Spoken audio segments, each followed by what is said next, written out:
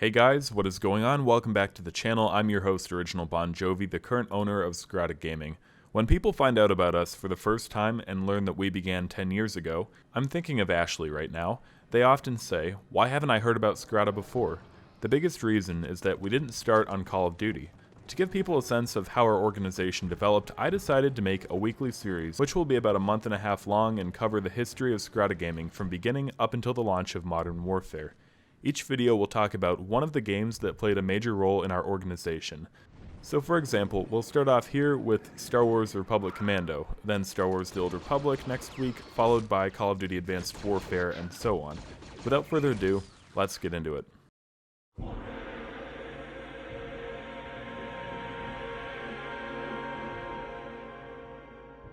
I'm willing to bet that you guys are not too familiar with Republic Commando. Aside from the fact that it was released back in early 2005, the game certainly didn't get as much attention as the original Battlefront 2, which came out later on that year. Republic Commando begins with the Battle of Geonosis in Episode 2 Attack of the Clones and ends during the Battle of Kashyyyk in Episode 3 Revenge of the Sith. You're playing from the first-person perspective as the commanding officer of an elite squad of soldiers, and you find yourself tasked with all kinds of missions, like assassinating a leader of the Separatist Alliance, exploring a capital ship found drifting in space, tracking down General Grievous, and freeing Wookiees from slavery. There are no lightsaber battles in this game, no force powers, nothing like that. The developers wanted to show us the gritty side of Star Wars that you don't get in the movies. In many ways, the game mechanics, visuals, and story are much more like Call of Duty than anything else in the Star Wars franchise. As the commander of Delta Squad, you have the ability to give orders which direct your squad mates to various tactical positions. This is something pretty unique to Republic Commando. Even though you're in a single-player campaign, the AI almost makes it feel like you're working with a real team. If you keep in mind that the game came out 15 years ago, it makes sense that multiplayer was not the main focus of the whole project.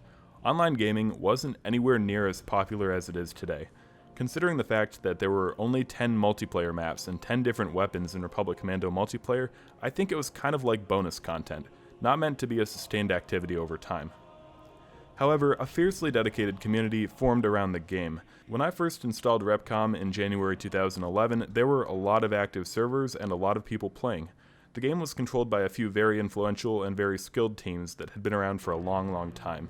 A few names that come to mind are Mercenaries of the Republic, Team Extreme, Seven Deadly Sins, Red Cell, and Tag Action Gaming. Of course, there were many others, but these were more or less the heavy hitters of the Republic Commando world.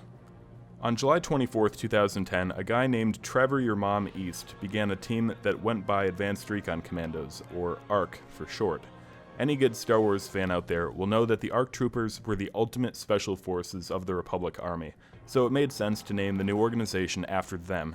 Similar to other teams at the time, ARC was focused on pub stomping and a mix of competitive. There wasn't much of an audience for YouTube, streaming wasn't really a thing then, and nobody did wagers. It was purely for the entertainment value. After being a lone wolf for a while, I liked the idea of having a good group to squad up with, and ARC was one of the teams that was pretty well known and still growing. A friend of mine named Alice was a member of it, and she probably had a big impact on my decision making. Shockwave recruited me in May 2011, so a little less than a year after the team began. I don't remember much about my tryout, which was a thing back in those days, but I know that we played on the map Hangar and Shock was super welcoming to me. Things changed pretty quickly after that though. If you guys remember how clans were back in the early days of Call of Duty, and then make that a little worse, you get a good idea of what the Republic Commando culture was like. Hackers, DDoSing, aimbots, just your typical PC gaming experience. ARC got into a clan war with a team called Ghost Recon, and after a stalemate that lasted several weeks, ended with me using a banned weapon during a scrim. No surprise there, some things never change, right? All hell broke loose. Mom was on vacation at the time, and Frozen Jello, the guy filling in for him, wanted to disband our team and make a new one.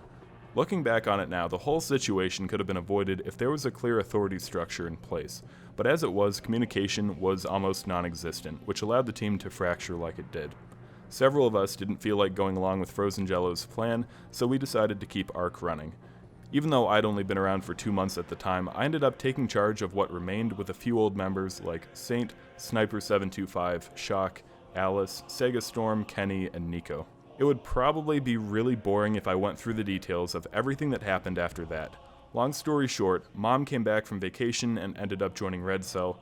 I remained the owner of ARC, and while most of the so-called enemy teams like Ghost Recon and Secret Armed Service ended up collapsing, we weren't totally in the clear.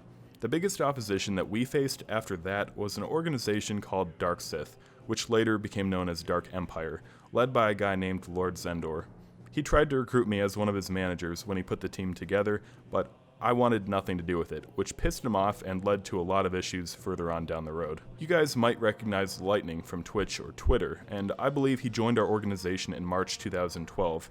At the moment, he's the second most senior member of our team, and he and I have both kept our gamer tags the same after all these years. Centrio was recruited shortly after Lightning. He hasn't been an active member since 2014, but now that I live in his home city of Cleveland, we might get to see more of him yet. As far as I know, Dark Sith was the only other team that survived long after the game died out. I didn't keep up with Zendor, but they, like us, moved over to Star Wars The Old Republic at the beginning of 2013, and we each kind of did our own thing on separate servers.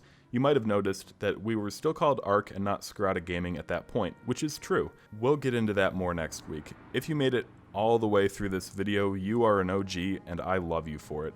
The multiplayer footage that you see was taken from a recent 5v5 scrim between some of the few remaining players of Republic Commando.